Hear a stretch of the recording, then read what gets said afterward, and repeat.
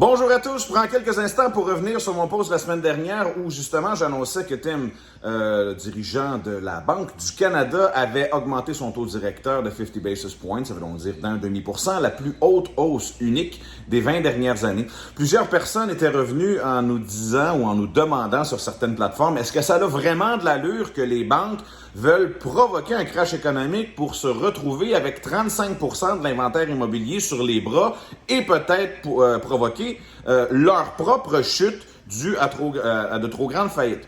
Alors là, ce qu'il va falloir comprendre, c'est la stratégie qui est derrière tout ça. En ce moment, ça a été avoué à demi-mot par plusieurs dirigeants de grandes banques mondiales. Ils vont monter le taux directeur jusqu'à temps que le marché craque. Ça veut donc dire que la dernière augmentation qui a eu lieu de 50 basis points, 0,5%, qui, je le répète, est la plus haute singulière des 20 dernières années, n'a pas encore ébranlé le marché et paraîtrait-il que la prochaine hausse sera de 75 basis points, ce qui veut donc dire 0,75%, et ils vont monter comme ça jusqu'à temps que ça casse de quelque part.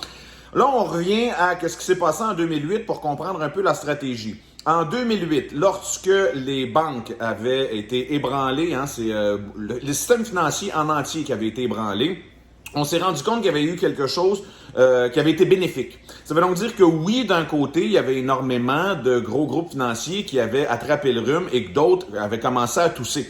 Mais pour chaque faillite qui était déclarée, c'était des maisons qui se ramassaient sur le marché, qui étaient rachetées par des gros consortiums et par la suite relouées. Et c'est l'intention qui est cachée derrière en ce moment, parce que beaucoup de gens ont compris que ce qui s'est passé en 2008, il y avait moyen, si on était bien positionné, d'être capable d'en tirer un très, très gros avantage. Et on le voit en ce moment, par exemple, au Canada, avec les agriculteurs qui font faillite et des groupes comme celui de M. Sirois, qui rachètent les fermes des agriculteurs et ce, à rabais. Ça veut donc dire que lorsque les gens ont des crises financières et que le marché plante, c'est toujours un bon timing pour être capable de mettre la main sur des belles opportunités d'affaires. Là, ce qui se passe, c'est qu'évidemment, il va y avoir beaucoup de gens qui vont perdre leur immobilier parce que le crash, je vous le répète, il est provoqué. On ne tente pas de supporter ou de protéger l'économie en ce moment.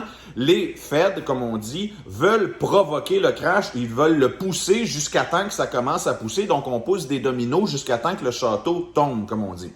À partir de là, ça veut donc dire qu'il y a un gros portfolio immobilier qui va se retrouver sur le marché et ces gros portefeuilles-là, on peut penser même des fois à Zillow. Zillow, là, c'est fait pointer du doigt par rapport à certaines stratégies. Ça veut donc dire que Zillow possède des rues entières dans certains quartiers et ont monté de manière artificielle le prix de certaines maisons et au final, lorsqu'un agent d'immeuble va assister un client pour dire, on va regarder les équivalents dans le quartier pour savoir combien ça vaut, si Zillow a tout monté, tout le monde s'entend pour dire que le prix a monté. Et de cette manière-là, on est capable de faire grimper les prix artificiellement. Donc, en ce moment, il y a des gros portefeuilles, peut-être même des gens qui sont cachés derrière des index funds. Ça veut dire des gens comme Kevin O'Leary ou des gens qui s'occupent de représenter certains clients qui sont assis sur des grosses fortunes qui n'attendent que ça. Être capable d'acheter de l'immobilier en nombre hallucinant pour par la suite relouer. Ça veut donc dire sortir des propriétaires du marché de la propriété pour les faire entrer dans le niveau locatif. Et c'est un peu ça vers quoi le marché tente de dégringoler en ce moment. C'est de retirer la propriété de trop de gens qui sont propriétaires et qui seraient une classe moyenne fragile et de les mettre à loyer afin qu'au bout de la ligne, la majorité des gens ne puissent jamais reprendre le dessus. Donc, à tous ceux qui se disent pourquoi est-ce que les grandes banques, les Fed, les banques du Canada et mondiales en ce moment tenteraient de provoquer une faillite puis de se retrouver avec un gros inventaire, c'est parce qu'ils ont des portefeuilles.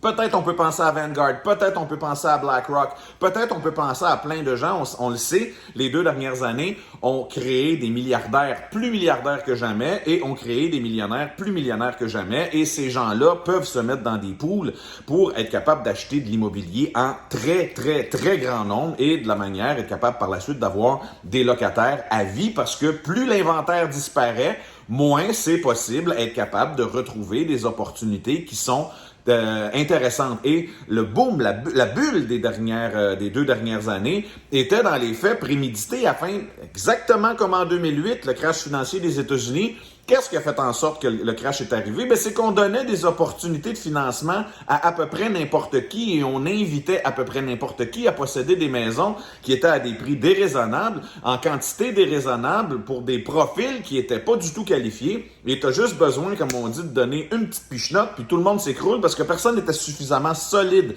pour tenir le marché. C'est exactement ce qui s'est produit durant les 2 dernières années. Ce n'était pas anodin, ce n'était pas inconscient la manière dont on a rendu facile l'accès à la propriété, d'avoir des taux d'intérêt intéressants malgré le fait que la bulle financière soit extrêmement haute et que les prix soient absolument pas raisonnables. Et aujourd'hui, ben, on en est exactement là.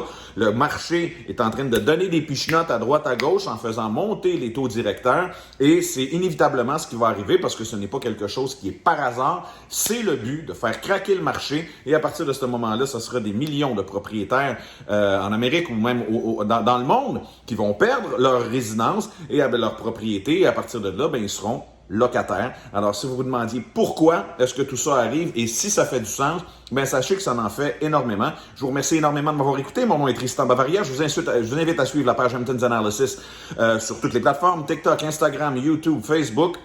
Et on se parle très bientôt pour plus de papier d'humeur et à la prochaine. Salut gang!